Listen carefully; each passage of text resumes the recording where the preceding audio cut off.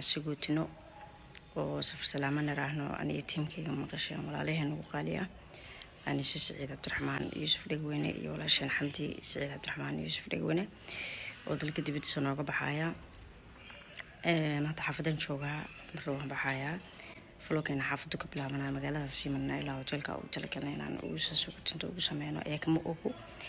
لكن تيم قريب كمدا سعادي وسوق حنا مقالة إني لمر مرايا كلية وقد جاي أنا وحسيادي دونا أنا تيم قريب كمدا وتلك إن شاء الله فلوكنيga ugu talagalnay socod wanaagsan walaalena waxaan leenahay safar salaam oo idin xiisi doona meesha tagteena laayid ku nabad yeelo runtii saaxiibo iyo walaalo qaali ah oo aan jeclanahay oo wax waqti badan oo qaadan jirnay ayaa ahaydeen waxaan rajeynayaa